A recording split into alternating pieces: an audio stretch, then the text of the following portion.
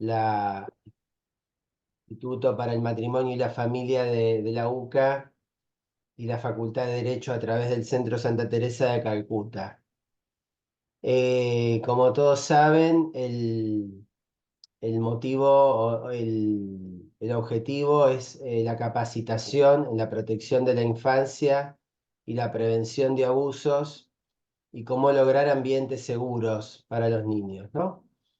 Y para eso, bueno, tenemos expertos que en un momento vamos a presentar. Pero antes que nada, quiero darle la palabra al decano de la Facultad de Derecho, eh, que de alguna manera hace posible también con su disponibilidad que podamos hacer esta presentación y esta capacitación. Así que adelante, decano, por favor.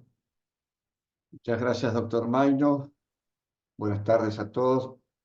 Muchísimas gracias por su participación en este día tan especial como todos los 13 de mayo, en que nos colocamos bajo la protección de María Santísima, bajo su advocación en Fátima, advocación que por especial comunicación que ella ha tenido con Sor Lucía, tiene que ver con el matrimonio y con la familia, y tiene que ver, por lo tanto, con aquello que es en este tiempo, resulta especialmente en este tiempo altamente vulnerable, esto es la niñez. Este tema que se nos plantea, que planteamos en conjunto con el Instituto para el Matrimonio y la Familia, con todo lo que desde el Instituto, con la dirección de Alejandra Plan, que era aquí presente, se viene desarrollando, justamente porque vemos a la niñez, a los niños, con la familia, aún en la familia más vulnerable, aún en la familia en las peores condiciones.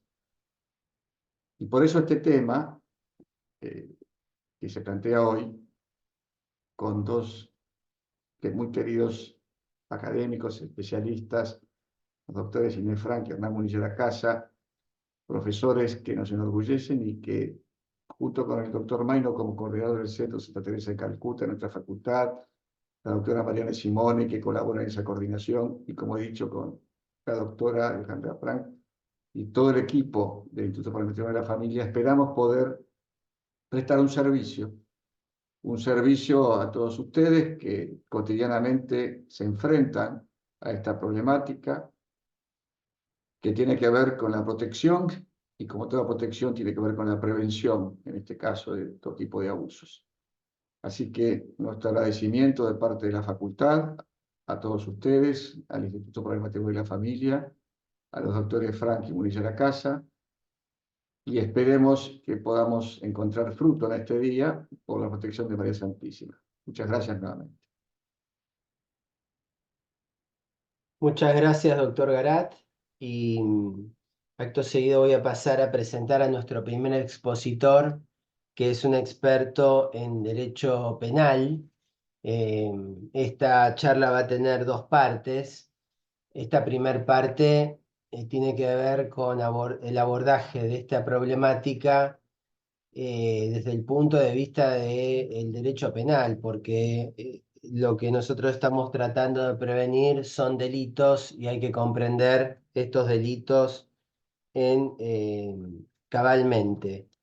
Y para esto el doctor Hernán Munilla Lacasa es un lujo, es doctor en ciencias jurídicas, es profesor titular de Derecho Penal en nuestra Facultad de Derecho y es expresidente de la Comisión de Derecho Penal y Procesal Penal del Colegio de Abogados de la Ciudad de Buenos Aires y director de la Comisión Compliance Penal de la Asociación Argentina de Ética y Compliance.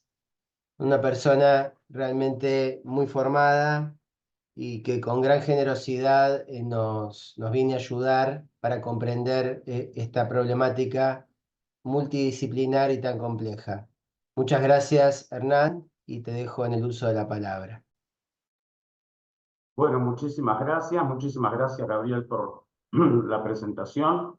Muchas gracias al Centro Santa Teresa de Calcuta y al Instituto para el Matrimonio y la Familia. Muchísimas gracias por las palabras iniciales del señor decano, el doctor Garat, y para mí es un honor, además, compartir esta charla con Inés Frank.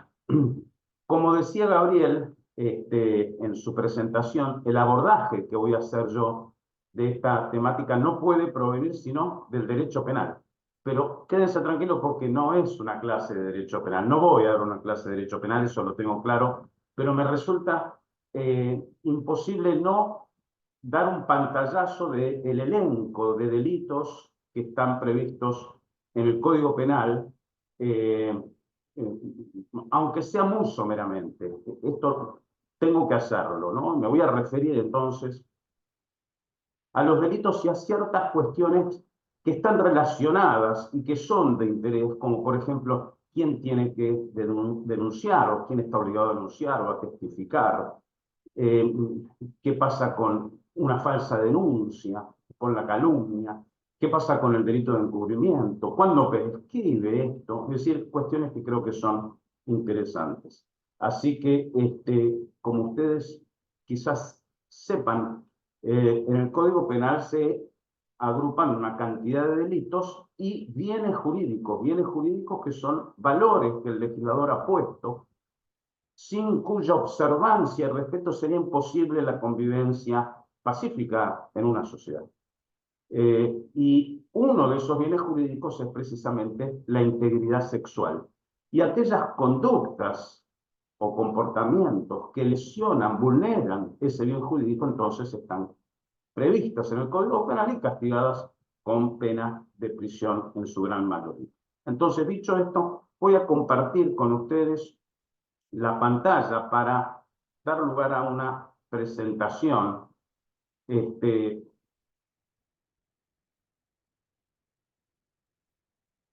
Y ustedes me van a decir si se ve bien.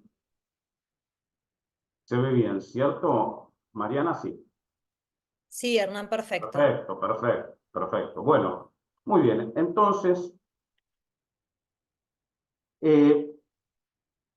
dentro del elenco de delitos sería conveniente primero comentar el abuso sexual simple.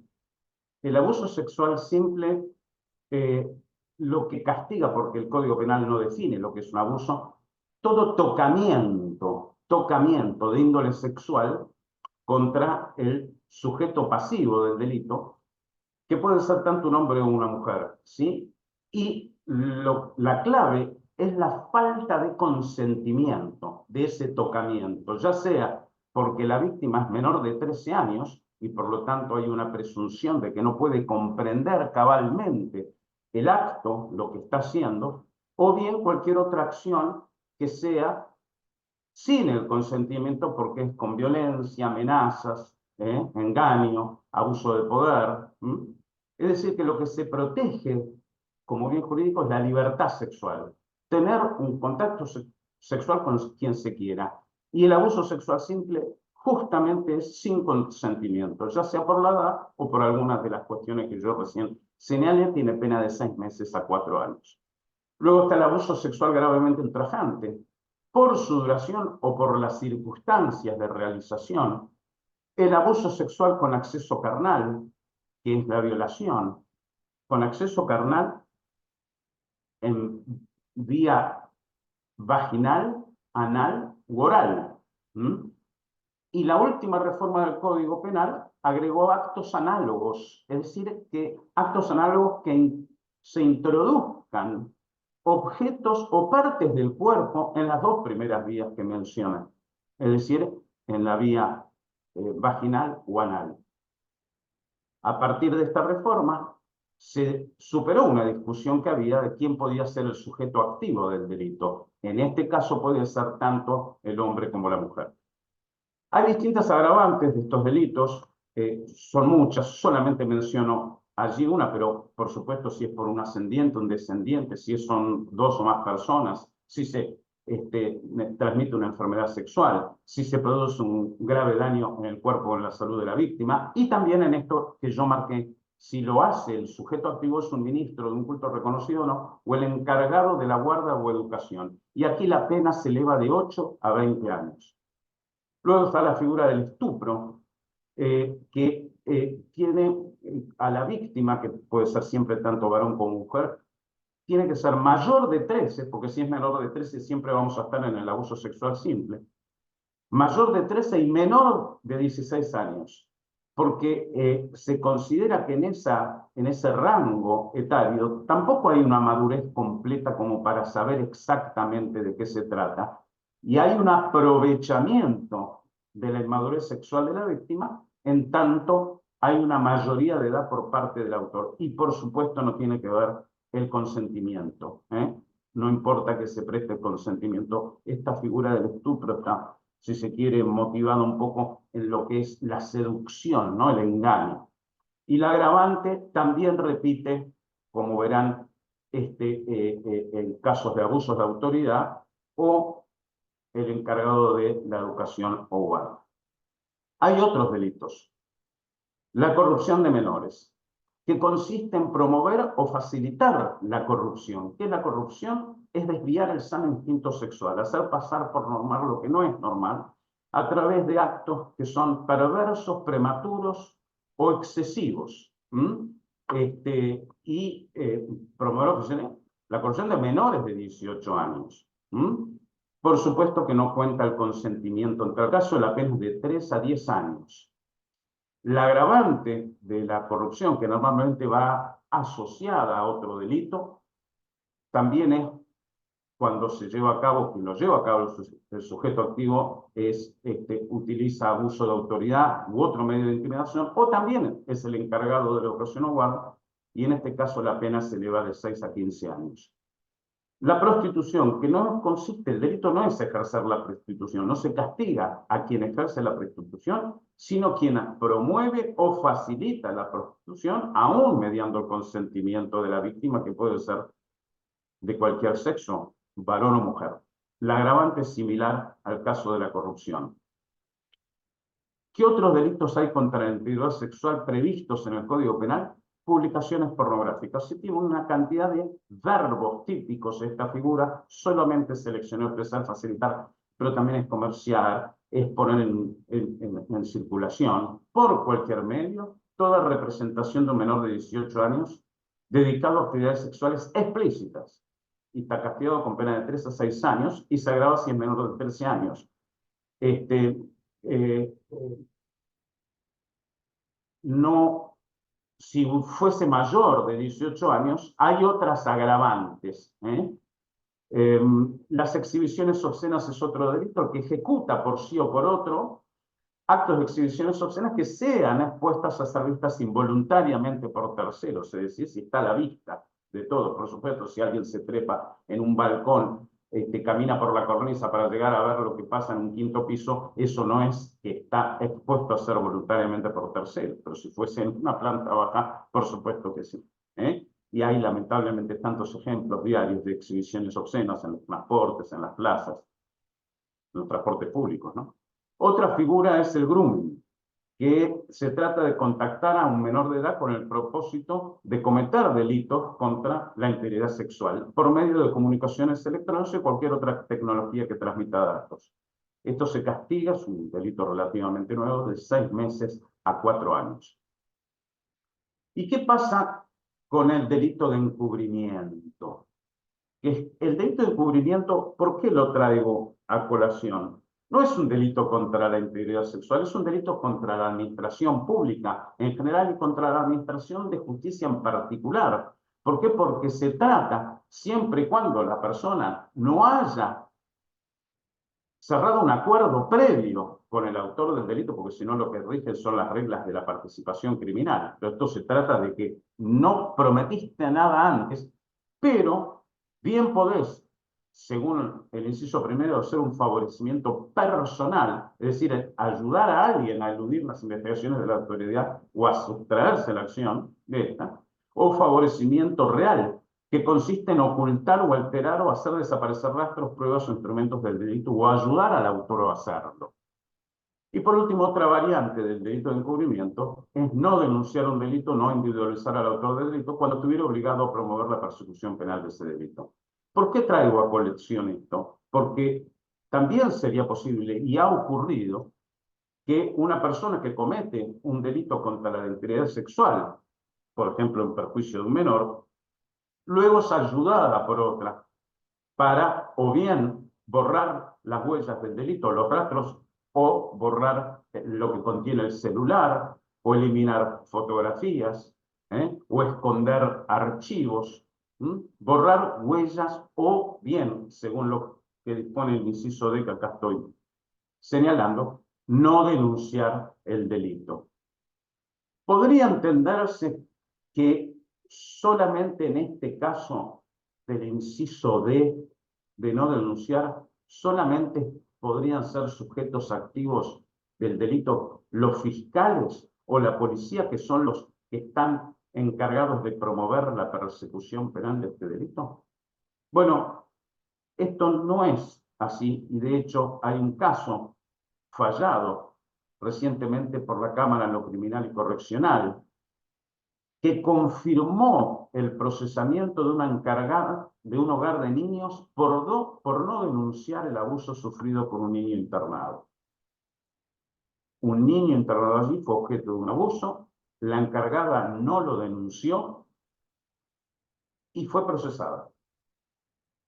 Y la Cámara dijo que no contemplar esta posibilidad de que quede encuadrada en este delito implicaría desconocer lo que establecen otras normas, entre ellas esta ley 26.061, que la voy a mencionar inmediatamente, que prevé justamente la obligación de denunciar por aquellos miembros de un establecimiento educativo. Y además señaló que denunciar no es algo exclusivo de los fiscales. Ahí está señalada la causa. Es decir, que no denunciar puede encuadrar no un delito contra la integridad sexual, claro, porque esa la va a cometer el autor material que llevó a cabo esa lesión al bien jurídico de integridad sexual, sino otro delito que es este que estamos señalando, el delito de encubrimiento. Hay una cantidad de protocolos que seguramente ustedes conozcan que regulan esta materia, es decir, quién tiene que hacer la denuncia, qué se hace con la denuncia, cómo se llevan a cabo las entrevistas con la damnificada o el damnificado, cómo se relaciona con los padres o los representantes legales, si hay que comunicar y a quién, o hay que dar intervención a asistentes o a médicos, en fin, todo está previsto en distintos protocolos. Acá señalo el que es a nivel nacional, que es del año 2022, del ámbito del Ministerio de Salud de la Nación. En la provincia de Buenos Aires rige otro protocolo. Hay protocolos anteriores, ¿no? Estos son los últimos, de la provincia de Buenos Aires. En el ámbito de Cava, también del Ministerio de Salud hay un protocolo, y la propia UFEM, que es la Unidad Fiscal Especializada en Violencia contra la Mujer, tiene un protocolo del año pasado sobre investigaciones y litigios en casos de violencia sexual, de cómo proceder. Esto es bastante útil, la información que proporcionan estos protocolos. ¿Quién tiene obligación de denunciar? Y este es un tema que me parece que es importante, porque de entrada quizás uno cree que quien tiene obligación de denunciar uno de estos delitos son los funcionarios públicos únicamente, y no es así. Cierto es que el Código Procesal Penal, tanto a nivel nacional como a nivel provincia, establece obligación por parte de los funcionarios públicos de denunciar aquellos delitos de acción pública que conozcan en el ejercicio de sus funciones. Y por otra parte, los médicos, en relación a los delitos contra la vida o la integridad física, que conozcan en sus funciones, salvo que estén bajo secreto profesional. Esto está previsto y regulado en el Código Procesal Penal. Pero además, la Ley de Protección Integral de Derechos del Niño, Niña y Adolescentes, que es la Ley 26.061 que mencioné antes, establece el deber de los miembros de los establecimientos educativos y de salud públicos o privados y a todo funcionario público el deber de comunicar cualquier vulneración a los derechos de los niños, niñas y adolescentes a la autoridad administrativa bajo apercibimiento de incurrir en responsabilidad por tal omisión, lo establece el artículo 30. Y destaco que la norma hace referencia, es una ley nacional, a los miembros de los establecimientos. Esto significa que no solamente son los directivos los alcanzados por esta obligación. Bien podría señalarse que el personal administrativo, el personal auxiliar e incluso los docentes que tengan conocimiento de alguna vulneración a los derechos previstos en esta norma, tienen la obligación de denunciar. En el ámbito de la Ciudad Autónoma de Buenos Aires, la autoridad de aplicación es el Consejo de los Derechos de los Niños, Niñas y Adolescentes, esto según la Ley 114. Y en el ámbito de la provincia de Buenos Aires, también existe una ley provincial que establece que cuando la víctima fuere menor, hay obligación de denunciar por parte del representante legal, el Ministerio Público u organismos asistenciales o educativos de salud de justicia. Y también la obligación de comunicar al Servicio Local de Promoción y Protección de Derechos. Así que en el ámbito de la provincia de Buenos Aires también aquellos establecimientos educativos que toman conocimiento de algún hecho que afecte los derechos de los niños tienen la obligación de denunciar. En caso de omisión, establece esta ley que el juez puede aplicar multa y remitir los antecedentes al fuero penal. E igualmente respecto de terceros o superiores que obstaculicen, impidan o hayan impedido la denuncia. El protocolo que mencioné antes, en el ámbito de la provincia, contempla idéntica obligación de denunciar. ¿Y los miembros de la Iglesia? Bueno, los miembros de la Iglesia en tanto no son funcionarios públicos, en tanto no son médicos, no tienen obligación de denunciar, salvo que sean miembros de un establecimiento educativo y salvo que incurran en el delito de encubrimiento que vimos antes, es decir, ayudando a alguien, a una persona que ha cometido uno de estos delitos, a eludir la acción de la justicia o lo ayuden borrando huellas o rastros del delito, escondiendo cosas que haya utilizado, o no denunciándolo. Ya vimos en cualquiera de las modalidades del encubrimiento, y más allá de su obligación moral, ¿cierto? Por otro lado, rige el secreto de confesión. El Código Procesal Penal de la Nación establece en el artículo 244 que los ministros de un culto reconocido deberán abstenerse de declarar los hechos secretos que hubieran llegado a su conocimiento en razón de su propio estado. Y el interesado no puede liberarlas de tal deber. Esto es interesante destacar, porque esta disposición del Código Procesal del artículo 244 también alcanza al secreto profesional de los abogados y al secreto profesional de los médicos. Pero en estos casos, la propia normativa establece que el interesado puede relevar del juramento o del secreto a su profesional, a los abogados. En el caso de los ministros de un culto reconocido, no tienen tan posibilidad y tienen siempre que guardar el secreto de lo que hayan escuchado en un caso de una confesión.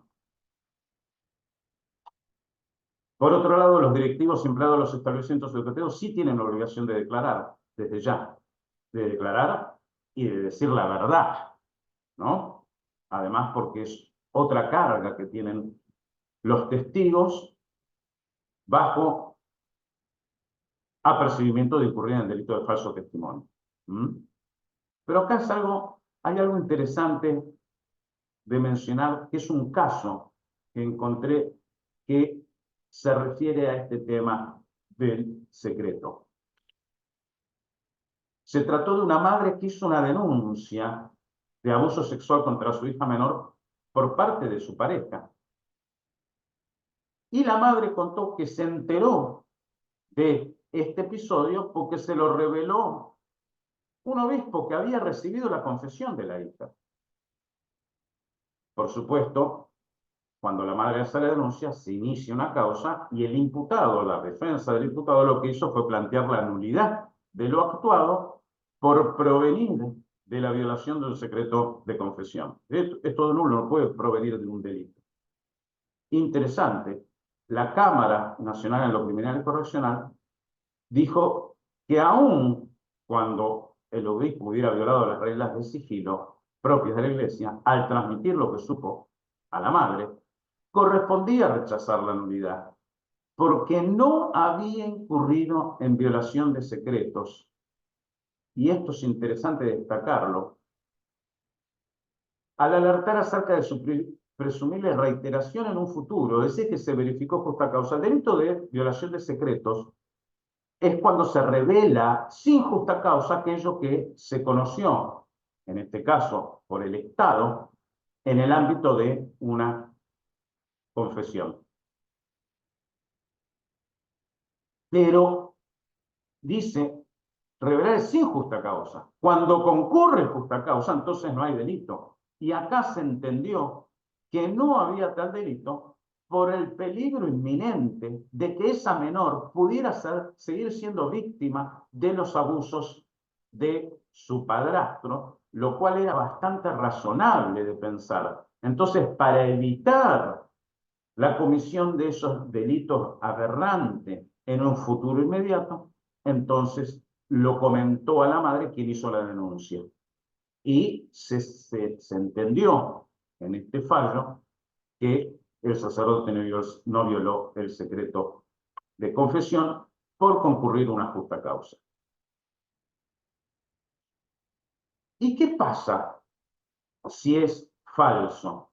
Porque esto también ha pasado y me ha pasado a mí en el ámbito profesional de encontrarme con esta situación de que se hacen denuncias falsas.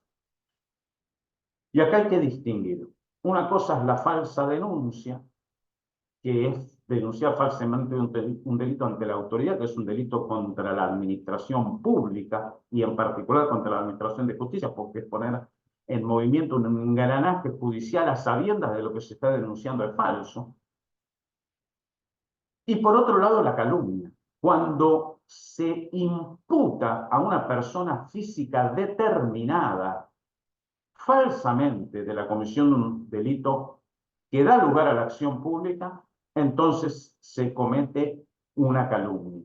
Cuando no se denuncia un hecho falso ante la autoridad, sino que se imputa concretamente a alguien de un delito. Sin embargo, el legislador estableció que en ningún caso configura delito de calumnia las expresiones referidas a asuntos de interés público.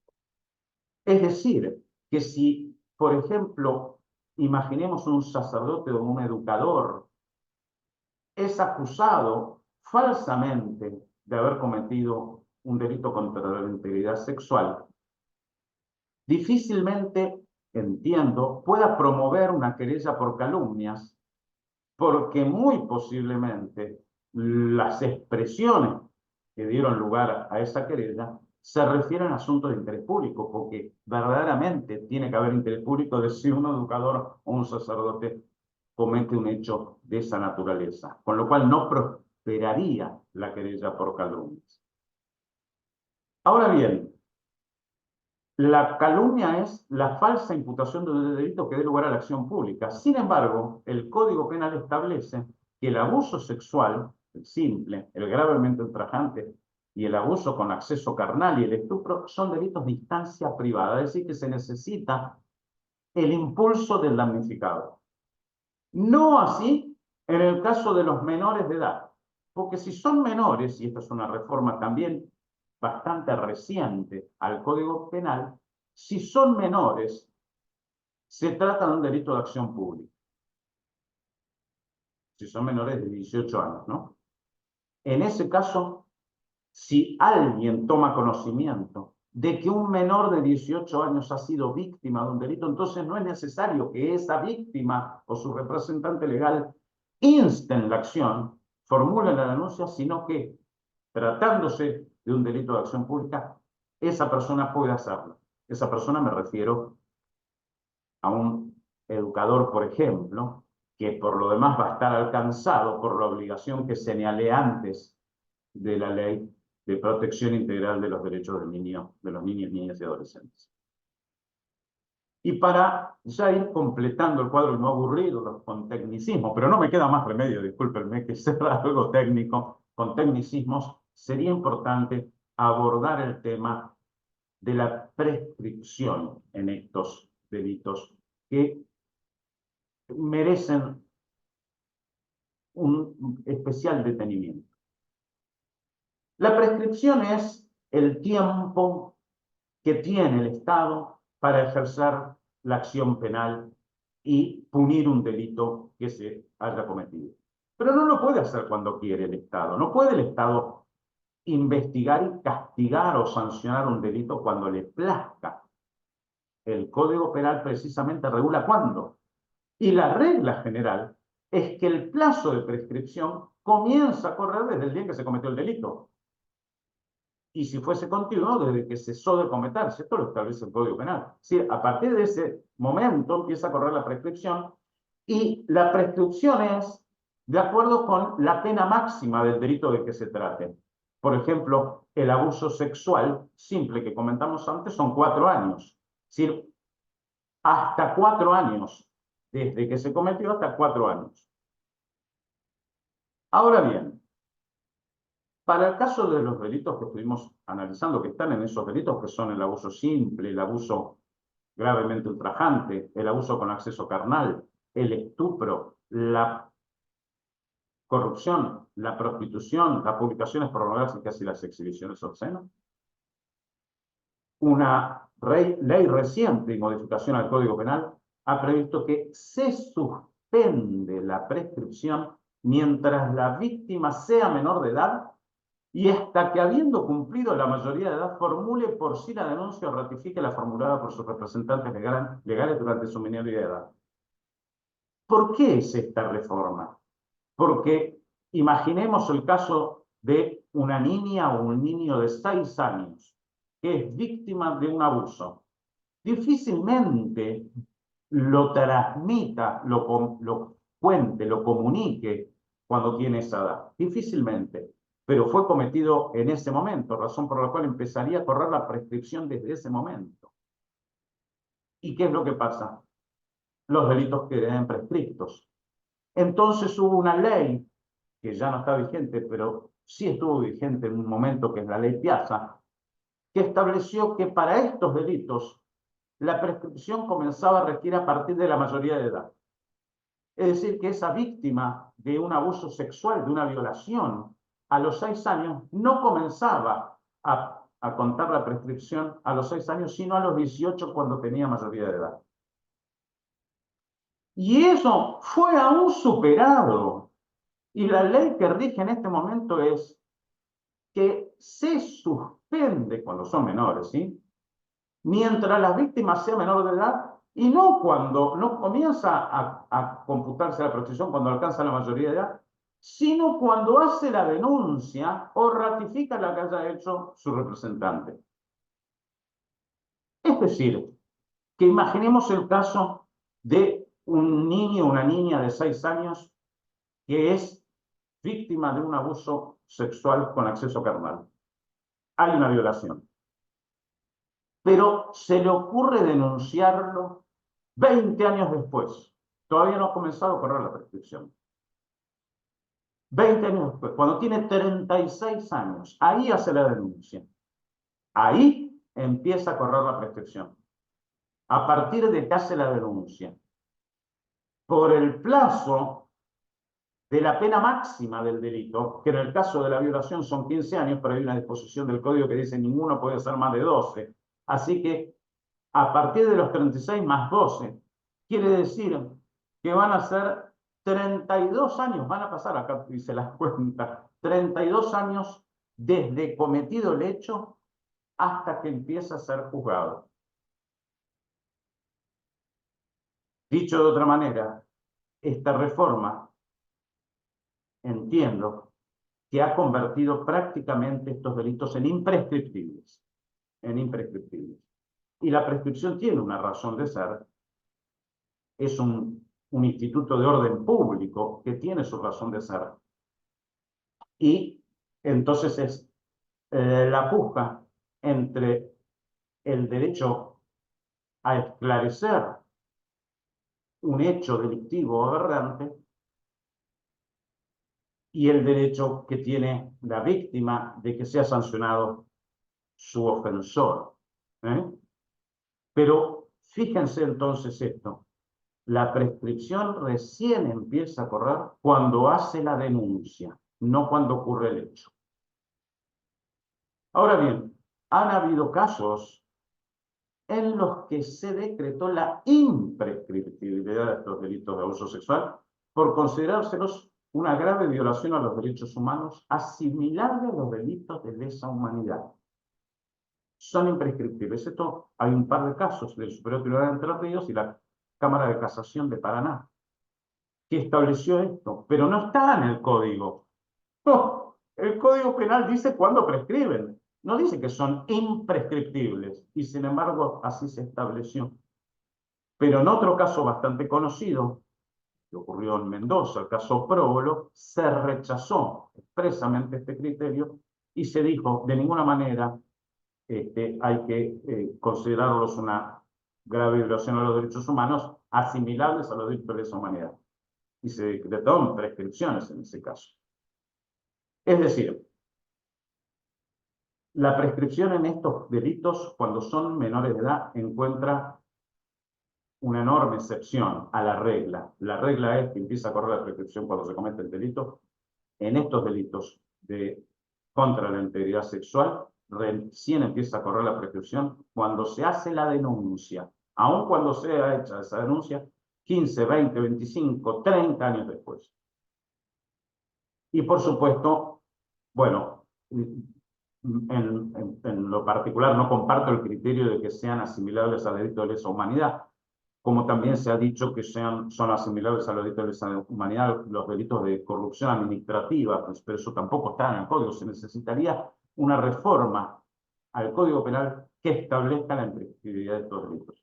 Hoy tiene una prescripción que es dilatadísima, diré por lo que señalo en el segundo párrafo, pero sí tienen una prescripción al fin. Bueno, no quiero agotarlos y cansarlos. Lo de la doctora Inés Frank seguramente va a ser mucho más interesante de lo que dije yo hasta aquí. Así que yo doy por terminada mi exposición con esto. Lamentablemente tengo que dar luego una charla a la cual me comprometí. Me voy a quedar un rato acá, por supuesto, pero si no llegara a darme el tiempo para contestar las preguntas que ustedes tengan, desde ya me comprometo a contestarlas después. Se la pasan por escrito a la doctora Mariana Simone y ella me las reenvía a mí y yo me voy a ocupar de responder de todas las inquietudes que ustedes tienen. Así que muchísimas gracias por haberme escuchado, y entonces le cedo la palabra a Inés. Muchas gracias a todos. Muchas gracias, Hernán.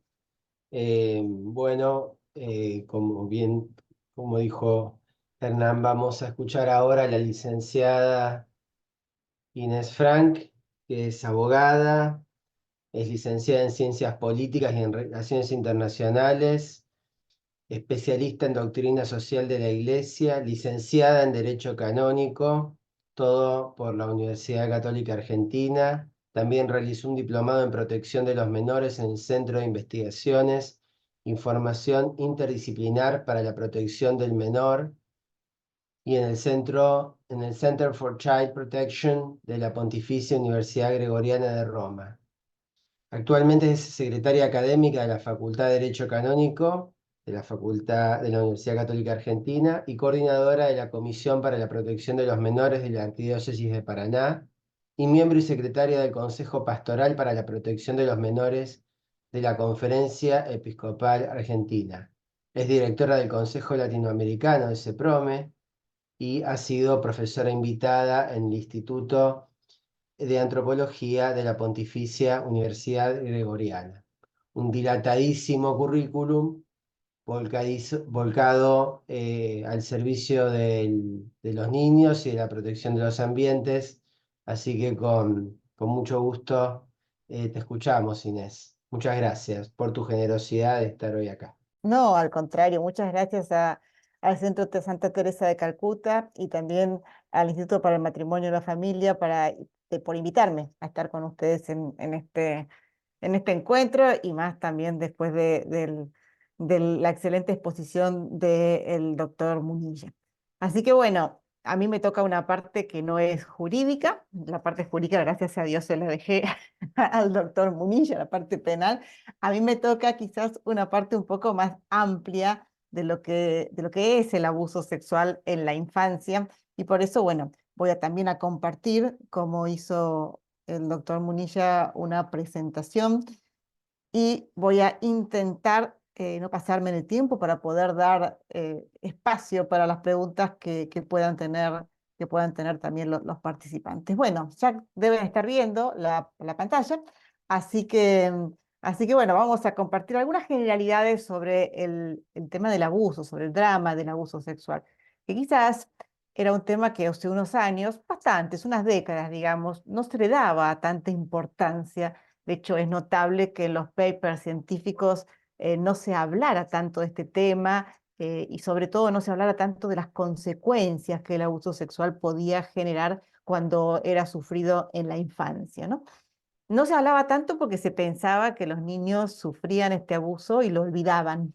Y es lógico porque un niño pequeño cuando sufre una situación así, que no tiene herramientas para comprenderla, para procesarla, para tramitarla, podríamos decir, entonces la deja a un costado, muchas veces deja a un costado esta experiencia con la cual de algún otro modo sigue conviviendo, pero necesita dejarla a un costado para seguir con su propia vida sin eso que le esté permanentemente molestando y doliendo y pesando. Pero no es que se la olvida, sino que no tiene sentido para ese niño, no tiene un sentido cabal lo que acaba de ocurrir. Pero yo siempre digo, es como tener, y perdón la vulgaridad de la comparación, pero es como tener una piedra en un zapato. Hasta que no me la saco, la piedra me duele, me molesta, me molesta, me molesta. Cuando me la saco, tomo conciencia de la dimensión de la ampolla, pero cuanto más tiempo la tengo adentro del zapato sin sacármela, más grande es la herida y más difícil es curarla después. Bien, entonces, algunas generalidades, como les decía, sobre el tema del abuso. Recién algo dije sobre esto. Es una de las peores formas de maltrato y de violencia, porque además es una forma de maltrato muy insidiosa. Por lo que les decía, porque no se nota que es esto lo que me está generando el malestar, pero cuando no lo saco, ese malestar sigue estando, sigue molestando, sigue conviviendo con ese niño y se transforma en una consecuencia a largo plazo del abuso y después la vemos aflorar en otro tipo de, a lo mejor, patologías o trastornos o dificultades en la vida de adulto que pueden deberse a esto. También otra comparación que a mí me gusta hacer es el abuso sexual en la infancia es como si en un cemento fresco yo aplastara mi pie, mi zapatilla, mi bota y dejo ahí una marca. Por supuesto que el cemento sigue endureciéndose, pero se endurece alrededor de esa forma que el zapato, que la zapatilla dejó. Por lo tanto, no es una superficie lisa como debería haber sido, sino que tenemos una superficie ya con una marca. Entonces, muchas veces las consecuencias son en la vida afectivo-sexual de la persona después, porque en el momento en que el niño tenía que aprender a confiar, a vincularse, a relacionarse, a querer, a amar, en ese momento fue esto distorsionado y por lo tanto el aprendizaje no se da de la misma manera que como se hubiera dado si no hubiera sufrido esta situación específica, ¿no? Las víctimas por esto sufren un daño grave a su integridad física, psíquica y moral. Un daño grave, siempre hay alguna marca, todo esto depende, la gravedad del daño depende de muchas cosas, ¿no? Depende de que se detecte a tiempo, de que alguien intervenga a tiempo y ponga fin a esta situación. Depende de las características del abuso, depende de quién lo perpetró. Ahora vamos a ver que el 90% de los abusos sexuales contra niños y adolescentes, obviamente, se da en el ámbito más cercano de él, es decir, por una persona de confianza. Cuando se da por una persona de confianza, claramente la que sufre es la confianza. Cuando uno tiene que aprender a confiar, esas son cosas que se aprenden viviéndolas. Ya no vas a ver de la misma manera que otra persona qué es la confianza. Es como si a mí me dijeran, yo hablo español, yo hablo castellano, porque desde que nací me hablaron en castellano. Voy a hablar esto naturalmente. Ahora, ¿puedo aprender otro idioma? Desde luego que sí, pero no lo voy a hablar con la misma naturalidad. Esto es algo equivalente, que es análogo. ¿Puedo aprender a vincularme? Desde luego que sí, pero lo voy a aprender de otra manera y quizás no con la misma naturalidad, porque la persona en quien confiaba me generó algo que me confundió, que me dañó, que me hizo mal. Según la Organización Mundial de la Salud del año 2016, esta estadística es de hace bastante, van a ser 10 años, pero no creo que haya bajado, al contrario. Una de cada cinco mujeres y uno de cada 13 varones ha declarado haber sufrido abusos sexuales durante su infancia. Si tenemos en cuenta que el delito de abuso sexual es uno de los delitos que menos se reportan, que menos se denuncian, porque a nadie le gusta decir, no es cómodo decir que uno fue víctima de una situación así, y además hay otros prejuicios que entran a tallar. Si tenemos esto en cuenta, entonces esta estadística posiblemente se esté quedando corta. Y esto lo digo con delicadeza y con temor y temblor, porque según me indica el señor Zoom, aquí hay 128 personas conectadas, ¿no? Y solamente si hacemos un cálculo estadístico según esta cifra, seguramente tendremos aquí en el Zoom alguna persona a la que le haya pasado o que tenga a alguien muy cercano a al que le haya sucedido alguna de estas situaciones. Las personas que ejercen el abuso provienen de todos los grupos de ingresos, raciales, religiosos, culturales y otros grupos. ¿Qué quiere decir esto? Que no existe un perfil del abusador. No podemos decir, lo detectamos fácilmente. A veces ni siquiera con una batería de test psicológico se lo detecta. En general no se los detecta con baterías, a todos los casos con una batería de test psicológico. Entonces, muchas veces aquella persona que finalmente denuncian y a lo mejor va a la cárcel o atraviesa un proceso por abuso sexual de algún niño o de algún adolescente, son esas personas que conocemos y que son personas que tienen una familia, son personas que tienen hijos, personas que tienen trabajo, que son exitosos socialmente. De esas personas de las cuales cuando nos enteramos decimos, pero no te puedo creer que esta persona haya cometido algo así, porque no se nota. Y esto junto con lo que vamos a ver ahora, que es esta estadística de que el 90% de los abusos provienen del entorno más cercano, esto de que no hay un perfil de la persona que abusa y también que un gran porcentaje proviene del sector más cercano, nos tiene que llevar a cambiar el modelo preventivo.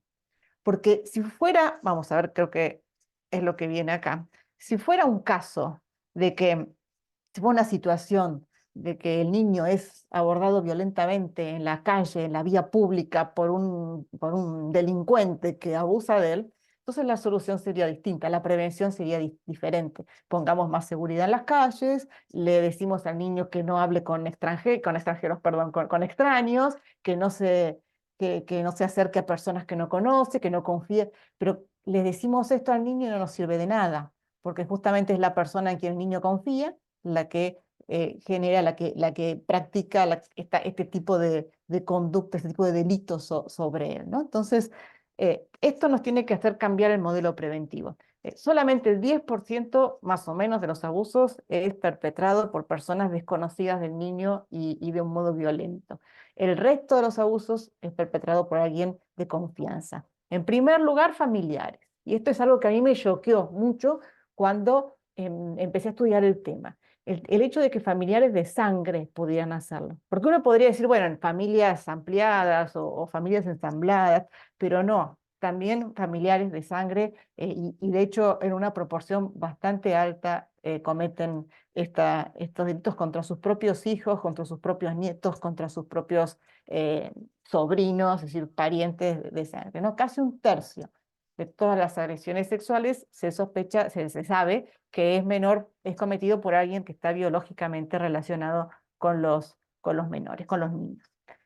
Después tenemos a las personas en relaciones de confianza, que son los encargados del cuidado de los niños en la escuela, niñeros, en actividades extracurriculares, en los clubes de fútbol, en los clubes en general, ámbitos deportivos, en la iglesia, etc. este tipo de abuso perpetrado por estas personas constituye cerca de un 60% de los abusos sexuales en la infancia, ¿no?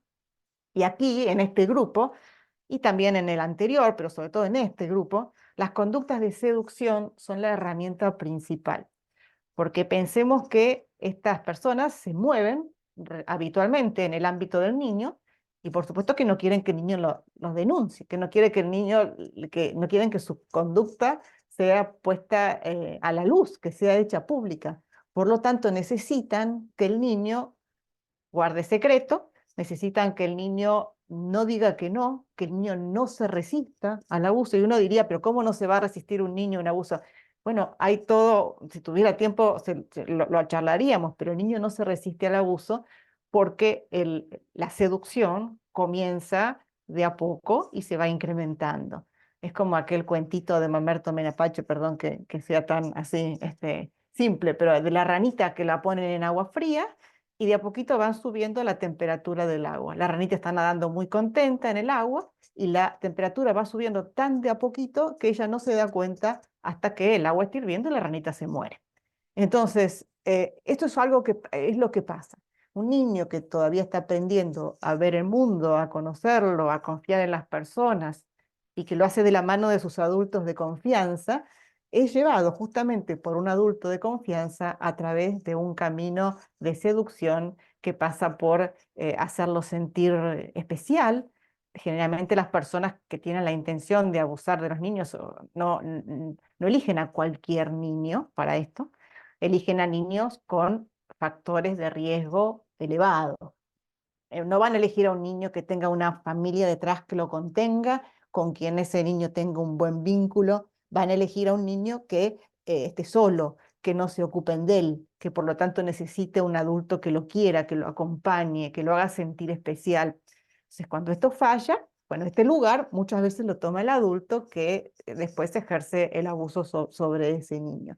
Y ya lo tiene de alguna manera, ya se ha hecho necesario para ese niño al llenar ese vacío afectivo, o a lo mejor niños que tienen pocas posibilidades de acceder a determinados bienes y este adulto se los proporciona. Niños a quienes en el colegio no están integrados, no tienen amigos, entonces este adulto los tiene consigo y los hace sentir especiales. Por eso un niño que tenga una familia que lo quiera y que lo contenga y que él esté seguro con esa familia, no va a necesitar de un adulto desesperadamente para que le dé ese cariño y esa contención, ya la tiene en su casa, bienvenida sea si viene, pero no va a ser algo que lo va a condicionar en una gran manera, ¿no? Entonces, las conductas de seducción van empezando de a poco, con pequeñas predilecciones, pequeños regalos, y van a ver con los códigos de conducta, que son herramientas y elementos para prevenir estas conductas, este tipo de situaciones. Los códigos de conducta de las instituciones van a prohibir esas aproximaciones, van a prohibir los regalos excesivos o los regalos siempre al mismo niño, van a prohibir la imposición de secretos o el manejarse en secreto con un niño, van a prohibir estar a solas con un niño. Uno diría, bueno, pero le quita mucha naturalidad a la actividad educativa, en la iglesia, a la actividad pastoral. Puede ser, tendremos que encontrar formas más a la luz. Generalmente se dicen que no tenemos que hacer nada con un niño que no podamos hacer a la luz del día y a la vista de sus padres, ¿no? Entonces, cuando hay algo que se está ocultando, entonces hay una alerta roja. Las conductas de seducción, ¿no? Se van desarrollando relaciones de conocimiento y confianza por parte de los niños y sus padres, también por parte de los padres, porque muchas veces el adulto se acerca a la familia y se hace indispensable para la familia. Conozco casos de personas que han sido denunciadas por abuso sexual y que de hecho los habían cometido contra niños cuyas familias no los denunciaban porque dependían económicamente de esta persona, porque la persona le había conseguido trabajo o una beca en el colegio o en la universidad. Estas son las conductas de seducción y esto es lo que coloca a estos adultos en una posición de poder con relación a los niños y a su ambiente, ¿no? Entonces, también tenemos este enorme terreno, teníamos las familias, las personas del entorno cercano, no familiares, y tenemos predadores de Internet. O sea, Internet es un mundo. También podríamos hablar siglos del abuso en Internet o a través de Internet. El doctor Munilla recién mencionaba que el delito de grooming era esto de aproximarse a un niño por medios electrónicos para ganarse su confianza con la intención de abusar. Fíjense que es un delito, incluso aunque nunca ocurra un encuentro físico, un encuentro personal entre esas dos personas, entre ese niño y ese adulto, ya pudiéndose probar que que se dio un ciberabuso, un grooming a través de Internet, ya tenemos el delito y ya tenemos la posibilidad de tener esta pena que está indicada en el Código Penal, ¿no?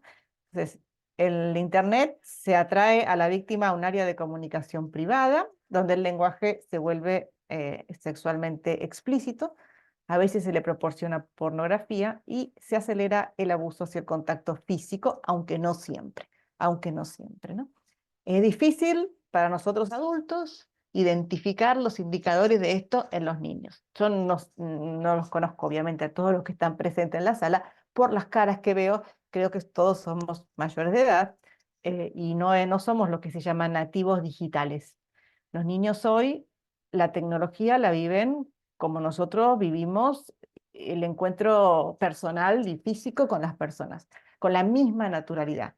Nosotros obviamente usamos la tecnología, no nos queda más remedio en este mundo si queremos sobrevivir, más que usar más o menos la tecnología. Algunos tendrán más facilidad que otros, pero desde ya no como un niño que a los 2 años ya maneja el celular 10 veces mejor que cualquiera de nosotros. Entonces, a nosotros nos cuesta mucho identificar estas conductas y prevenir. Y más cuando Internet, la red, lo virtual, todo el tiempo nos está sorprendiendo con nuevas técnicas, con nuevas posibilidades, con nuevos ámbitos, con nuevos funcionamientos, que bueno, uno ya está cansado y agotado y tener que actualizarse en todo esto es difícil. Por eso, este ámbito de Internet no tenemos que quitarle el ojo porque hoy gran parte de los abusos ocurren o se preparan en Internet, en las salas de juegos virtuales, en los chats, WhatsApp, por ejemplo.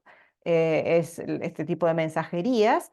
Es un ámbito donde hay chats grupales, donde muchas veces hay niños en chat con mucha gente, que están sus amigos, pero también hay otros que no conoce.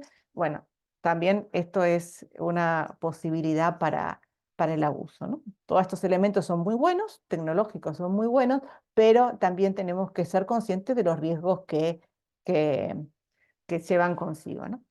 Vamos a dar una definición que, me perdone el doctor Munilla, no es penal, es una definición genérica de abuso sexual porque nos introduce en las características que hoy tiene esta conducta, porque es cierto que es un delito, pero eh, eh, va más allá del ámbito del delito y a veces conductas que son abusivas no son incorporadas en las leyes penales todavía y van siendo incorporadas con el tiempo, como esta, por ejemplo, del grooming y alguna otra más. Entonces, se entiende por abuso sexual, ahí van a ver citada esta definición es clásica, toda acción abierta o encubierta de contenido sexual ejercida por una persona sobre un niño, niña o adolescente. Por una persona, no dice por un mayor de edad, porque, y acá quizás está la diferencia con lo penal, ¿no? Porque el 20% de los abusos sexuales se dan entre niños y adolescentes, o sea, entre menores de edad. Entonces, hay abuso sexual cuando está en juego, cuando el perpetrador es un menor de edad. Bueno, sabemos que a partir de determinada edad es imputable, pero hay abusos por debajo de esa edad. Y eso es un delito, no será un delito.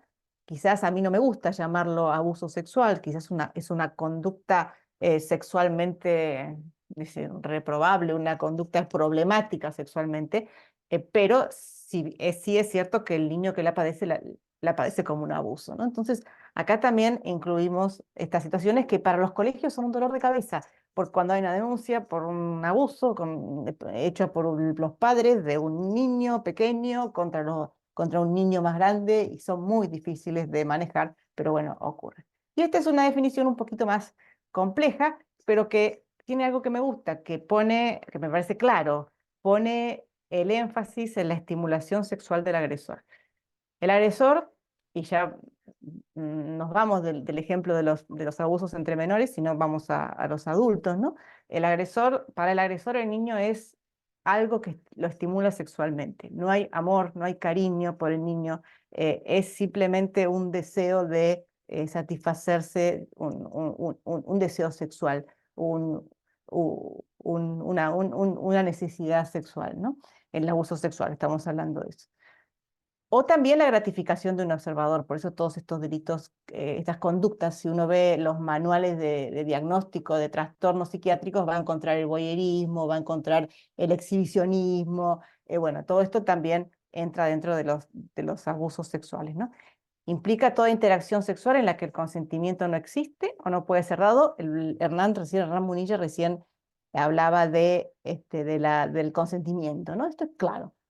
Pero claro, una cosa es el consentimiento de una persona mayor que el consentimiento de un adolescente, que el consentimiento de un niño que ya sabemos que no existe, menor de 13 años, ¿no? Esto es independiente de si el niño entiende la naturaleza sexual de la actividad o incluso cuando no muestre signos de rechazo. Acá también el contacto sexual entre adolescente y niño pequeño o niña puede ser abusivo si hay una significativa disparidad o lo que se llama asimetría, esa diferencia o en la edad, o en el desarrollo, o en el tamaño, o en el conocimiento, o en la experiencia, etcétera, y hay un aprovechamiento intencionado de esa asimetría, de esas diferencias. No necesariamente hay fuerza física para lograr el contacto. Es un proceso protagonizado, como veíamos recién, por alguien conocido con anterioridad y de confianza del niño. Voy a apurarme, nos falta poco, así ya podemos abrir el espacio a las preguntas. Involucra conductas con contacto físico y sin contacto físico. A veces me encuentro todavía con personas que me dicen, bueno, el abuso sexual es la violación, si no hay violación no hay abuso. No, no, no. Hay muchísimas más conductas, como vimos con el doctor Munilla, que constituyen abuso sexual y algunas no tienen contacto físico. El tema de la pornografía, el tema del grooming, etc. Esto ya más o menos lo comentamos, así que lo pasamos. Acá algunos ejemplos de conductas sin contacto físico que pueden constituir o que constituyen abuso sexual. Observar furtivamente a los niños mientras se desvisten, conversar con los niños en lenguaje sexual explícito, pero acá no me refiero, a lo mejor tienen una clase de educación para el amor en el colegio o con los padres o lo que fuera. Me refiero a aquel lenguaje sexual chabacano, desubicado, que a veces como adulto, muchas veces incurrimos en esto sin querer delante de los niños y no siempre nos damos cuenta de que les estamos haciendo un daño, que no es simplemente una cuestión de educación, sino que a lo mejor podemos estar derribando una barrera natural del niño contra una situación abusiva. Me explico. Cuando en las familias, por ejemplo, no somos cuidadosos y hablamos de lo sexual de una manera chabacana, de una manera grosera, de una manera guaranga, de una manera desubicada, luego el niño no se sorprende si alguien trata la sexualidad fuera del ámbito de su casa de la misma manera. Y la verdad es que yo necesito que ese niño se sorprenda, que se asuste, que no se sienta cómodo, que se vaya y que se lo diga a alguien, porque esa es la forma de cuidarlo, de protegerlo también, ¿no? Entonces, cuidado también con la forma en que hablamos con los niños de sexualidad, porque podemos estar derribando una barrera natural contra el abuso en el mismo niño.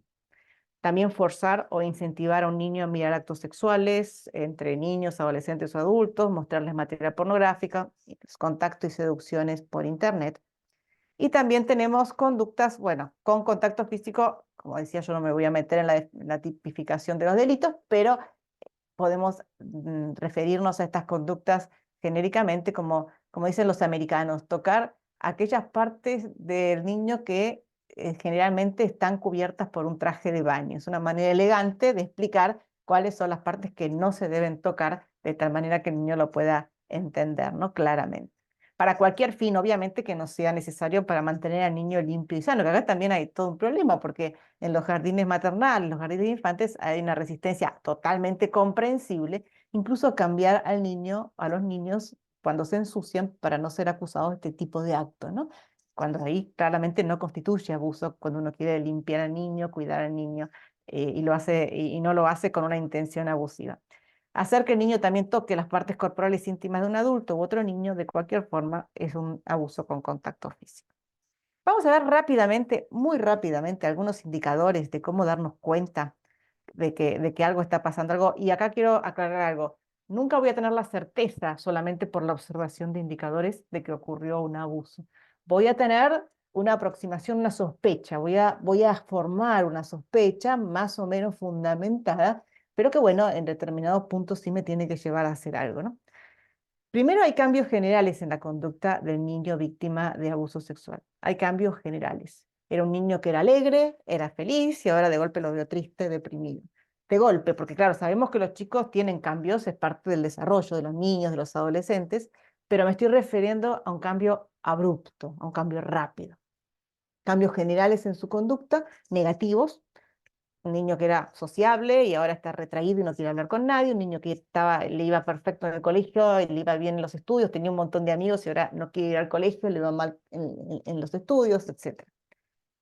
El problema es que muchos de estos indicadores también pueden estar mostrando otros problemas físicos y emocionales. Por eso no tenemos que ser eh, eh, apresurados, no tenemos que ser ansiosos y creer que por haber observado un indicador vamos a estar frente a un abuso sexual sí o sí. Así significa abuso sexual en la infancia, ¿no?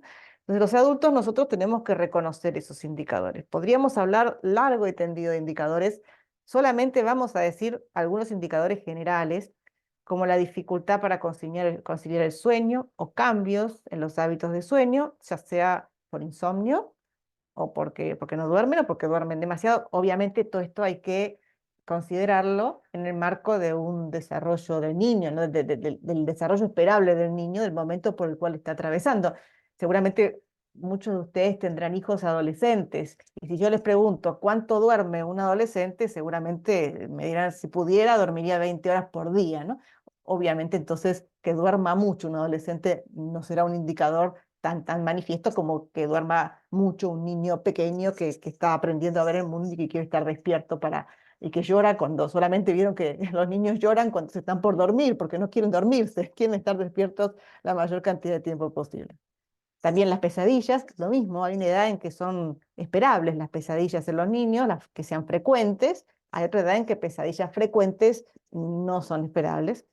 Llanto y quejas sin motivo aparente, miedo a los adultos o retraimiento, acá especialmente evitación de determinadas personas o mayor dependencia de adultos que no han protectores, digamos, quizás no abusadores suena duro, ¿no? Pero protectores. Conductas regresivas se muestran mucho más aniñados de lo que realmente son. Y también este indicador es un poquito más específico: manejo de lenguaje sexualmente explícito o representación de conductas sexuales de una manera desfasada para su edad, ¿no? Sabemos que también hay una edad de los niños en que es esperable cierta curiosidad sexual, es esperable que en el jardín, no es que es esperable, pero uno no debería sorprenderse tanto si en el jardín un compañerito le levanta la pollerita a una compañera, se ríen y cuando uno le dice no hagan esto, lo deja de hacer. Es decir, no es compulsivo, es simplemente un juego en ese momento de su desarrollo. Lo que nunca es esperable que sea compulsivo y que cuando uno le dice al niño basta, no lo hagas más, esto no se hace, el niño siga y siga haciéndolo incluso públicamente, ¿no? Por eso este tipo de indicadores también tienen que ser analizados en torno al momento del desarrollo del niño o del adolescente en que se dan. Obviamente que no es esperable y es absolutamente extraño que un adolescente lo haga, ¿no? Algunas cosas de estas. También cambios negativos en el rendimiento escolar, mayor agresividad u hostilidad general, retraimiento, aislamiento de los demás, malas relaciones con los padres, baja autoestima. El abuso, también podríamos hablar un montón de esto, de cómo golpea el abuso a la autoestima del niño, ¿no? Y cómo al revés, también es un ida y vuelta, cómo un niño con baja autoestima atrae a aquellas personas que tienen intención de abusar, porque un niño con baja autoestima a lo mejor no se va a sorprender de que lo traten mal o de que le hagan daño, porque siente que se lo merece, siente que él no es nada. Pero un niño con una autoestima aceptable sí se va a sorprender y va a decirlo probablemente, ¿no? Entonces la autoestima, podríamos hacer un gran desarrollo sobre la relación entre la autoestima y el abuso. Pero hay un indicador clave, ¿no? Los relatos incluyen un conocimiento de la genitalidad adulta desfasado y anómalo para la edad y un estado emocional negativo. Este conocimiento de la genitalidad adulta desfasado muchas veces no lo vemos, no lo escuchamos, no escuchamos que el niño lo desarrolle, que lo diga, pero sí vamos a ver que no se sorprende ante determinadas cosas y que además no está de acuerdo con su etapa de desarrollo, ¿no? Que es anómalo para la edad. ¿Cuándo hay un relato? Porque dijimos que no siempre hay un relato, ¿no? No siempre hay un relato. Cuando existe el relato, tenemos el indicador más específico de abuso, que es el propio relato de niño o de adolescente cuando existe este relato. Y también es esperable que un niño que relata un abuso se retracte después.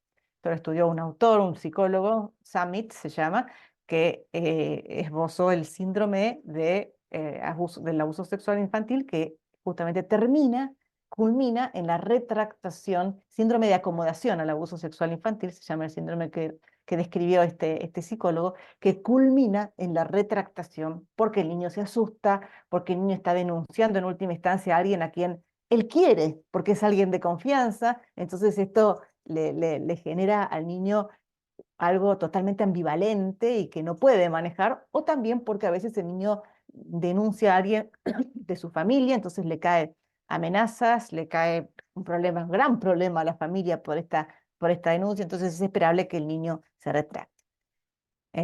Esto ya lo dije, es difícil de identificar, no hay que responder con desmesura frente a los indicadores y podemos, si frente a los indicadores se espera que nosotros adultos reconozcamos esos indicadores, tomemos nota del indicador y de la conducta que nos genera inquietud en el niño, hagamos un seguimiento de nuestras inquietudes, no lo dejemos pasar, observemos más de cerca a ese niño, si podemos escucharlo, si el niño quiere hablar con alguien, por supuesto no lo vamos a interrogar, pero sí nos podemos poner a tiro, como para que si necesita confiar en alguien, hable con nosotros, y si tenemos sospechas, denunciar la inquietud o comunicar la inquietud ante quienes son las autoridades encargadas de proteger al niño.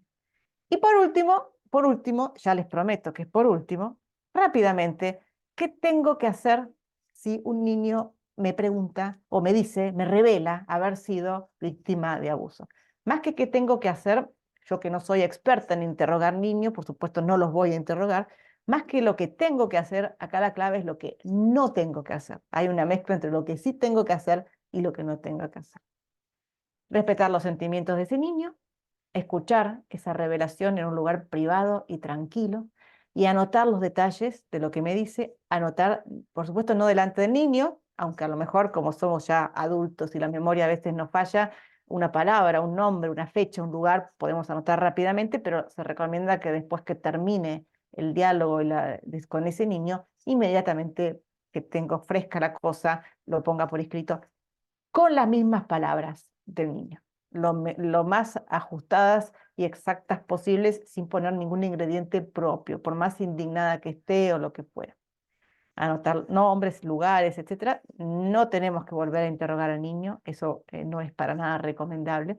No tenemos que llevarnos al niño para que se lo cuente, no sé, al directivo de la institución de vuelta. Por eso todo adulto debe estar preparado para recibir de la mejor manera posible este tipo de revelación, este tipo de confidencia por parte de un niño, porque no es para nada recomendable obligarle a repetir lo que nos ha dicho a nosotros porque nos tiene confianza. No preguntarle muchas veces muchas cosas, porque el niño puede pensar que no le estamos creyendo. Por ejemplo, típico, bueno, pero ¿por qué lo dijiste recién ahora? ¿Por qué pasó tanto tiempo y no lo dijiste antes? Parece que desconfiáramos. Recibir, acoger, contener, escuchar, dejar que el niño cuente lo que quiera contar, hasta donde quiera contar, no forzarlo, no reformular lo que dice, no tratar de llenar vacíos. Para la gente ansiosa como yo, por ejemplo, un vacío en una conversación es algo tremendo. Yo tengo que decir algo, aunque sea una pavada, aunque sea una tontería mayúscula, de alguna manera tengo que llenar ese vacío. No lo hagamos en este caso. Preferible dejar los silencios. No agregar nada a lo que el niño comparte con nosotros. No ayudarlo a terminar las frases, porque podemos estar induciéndolo, podemos estar haciendo que cuente lo que en realidad no quiere contar y también podemos estar asustándolo. Evitar manifestar conmoción e irritación. No digo cara de póker, pero una cara lo más serena posible. No, de ningún modo, nunca que parezca que no le creemos. Probablemente el adulto ya le dijo al niño, es una de las formas de tenerlo agarrado. Ya le he dicho al niño que nadie le va a creer lo que cuente, porque el adulto es muy prestigioso, porque nadie desconfía de esa persona. Entonces tratemos de no tener una respuesta emotiva o incontrolada que pueda frenar al niño en su confidencia, porque a veces esa confidencia, esa revelación, es lo único que tenemos para hacer una investigación, porque el niño no quiere hablar más. Por supuesto, la investigación no la vamos a hacer nosotros, ¿no? Esto claro. Creer, transmitir la confianza, ser honesto, no prometer secretos, porque no vamos a poder guardar en secreto esa revelación. Si no sabemos algo, decirle que no lo sabemos y en todo caso, si lo vamos a averiguar, cumplir nuestra palabra y responder. 5 pasos, claramente y muy brevemente, ya algo dije, aprender a reconocer las señales de advertencia, cuando se da este grooming, esta seducción del niño, controlar quiénes tienen acceso a los niños en las instituciones, supervisar las actividades de los menores, ser consciente de lo que le pasa al niño, transmitir la preocupación cuando esa preocupación tiene algún fundamento. Y la última diapositiva, cuando un niño confiesa el abuso sexual, no hay una forma apropiada de responderla, sino que se debe comunicar el abuso a las autoridades competentes. Luego de esto, ya entonces agradeciéndoles yo también la paciencia y que han tenido con un tema tan arduo, tan difícil y doloroso y tan acelerados que hemos estado con toda la información, creo que acá yo termino y no sé si alguien quiere o está abierto a algún tipo de intervención o pregunta el espacio. Bien, bueno, muchísimas gracias, Inés. Fue riquísima la presentación. No veo en este momento preguntas, pero seguramente que alguna, no sé si habrá llegado por algún otro medio. Evidentemente, bueno, creo que hay mucho para pensar. En primer lugar, creo que se puede sintetizar, es que no hay que mirar para otro lado. Evidentemente, esto es algo que tenemos que tener muy en cuenta y, bueno, y ser muy prudentes y muy pacientes, ¿no? Porque yo pensaba, bueno, uno podría pensar que el niño va a venir y va a contar, pero seguramente uno a lo mejor percibe ciertas conductas y a lo mejor tiene que estar muy atento, pero bueno, qué manera de acercarse y a lo mejor esto no se trabaja nunca solo, ¿no? Sino que se trabaja en equipos y estamos trabajando a lo mejor en una institución educativa o en una institución, no sé, o dentro del ámbito de la iglesia.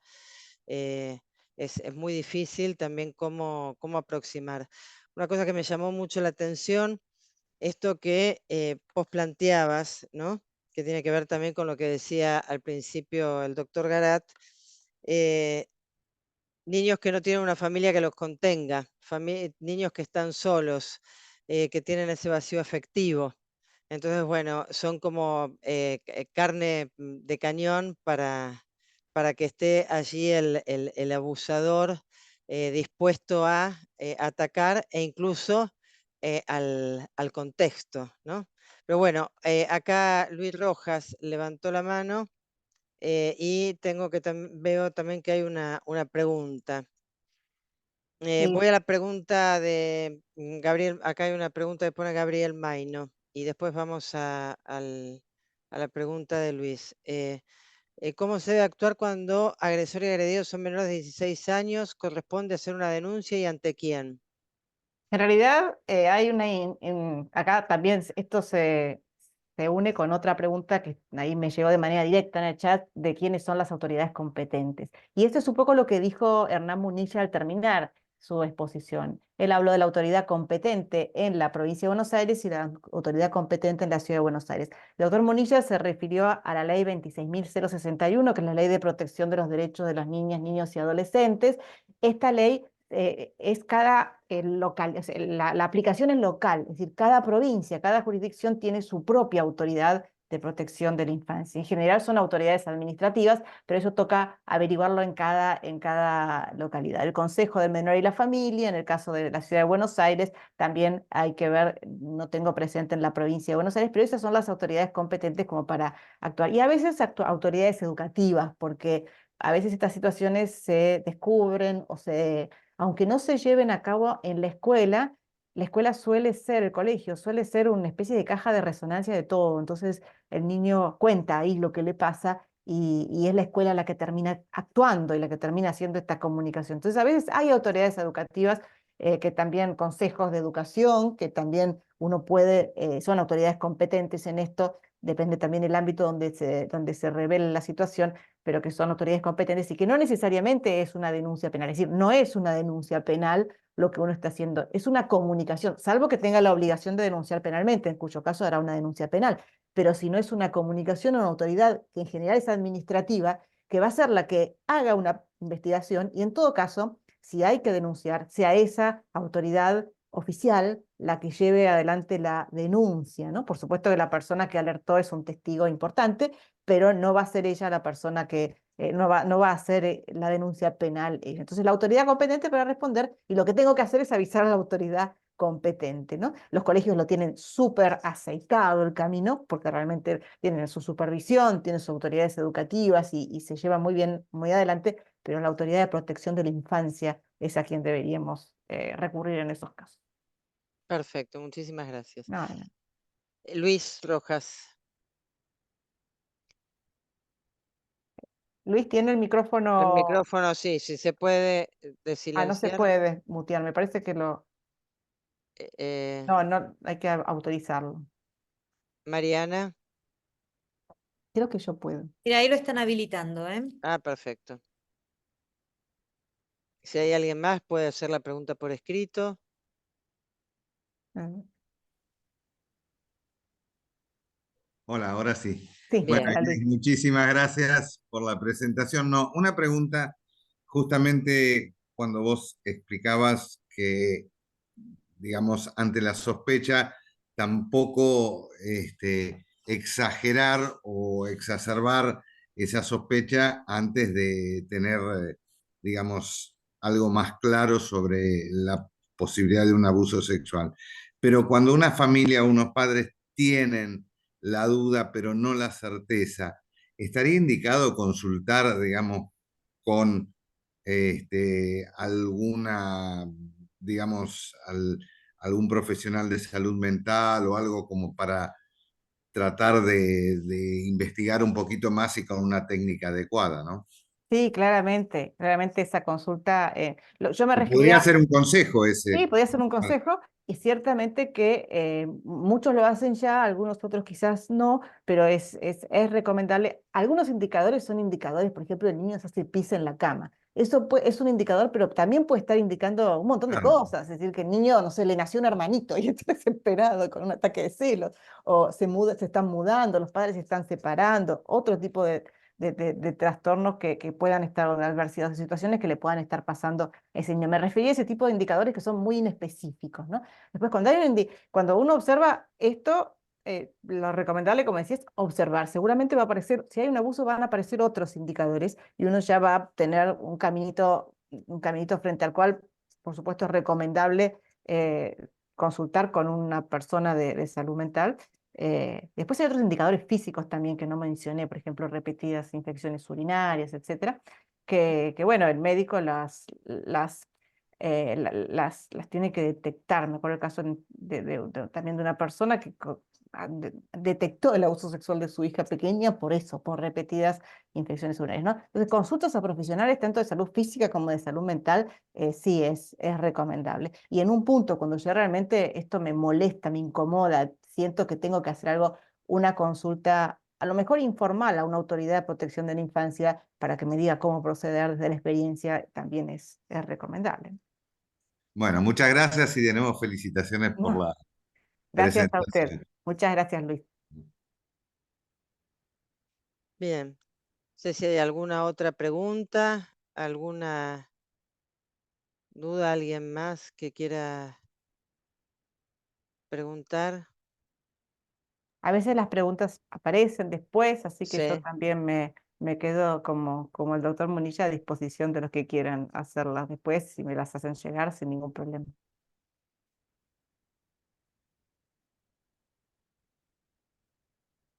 En estos días han corrido en algunos colegios también algunos casos que se los han tomado también, que se han hecho denuncias, ¿no? Un poco como algunos ejemplos que vos tomabas, no con abusos de accesos, pero por ejemplo a través de internet, de utilizar fotos y poner fotos de desnudos y cambiarles las caras en esto de chicos de colegios, ¿no? De mismas edades. Y entonces, bueno, y ahí llegar a hacer las denuncias los padres, bueno, eso también complica, o sea, no, es una suerte de abusos también, ¿no? Porque Hace un par de es años leí en un informe que se hizo en Inglaterra de este tipo de abusos por internet o virtuales en colegios. Fue una encuesta realmente de muchos colegios y muchos alumnos, y uno ahí se enteraba los chicos saben mucho más de sí, lo que se hace, ¿no? Los compañeros, por ejemplo, una chica decía que los compañeros varones de su colegio coleccionaban fotos de las mujeres desnudas, en ropa interior de claro, sus compañeras, como figuritas, y cuando alguna se negaba a darla, la escrachaba, como decimos en Argentina, tal cual. públicamente. O sea, hay una creatividad muy grande en esto, No, y el problema, lamentablemente. sí, sí, sí, es así. Y otra de las cosas importantes, bueno, esto, ¿no? Que, el tema de la autoestima. Entonces, en algún momento, también cuando decían, ¿no? Ese conocimiento de la genitalidad desfasada, ¿no?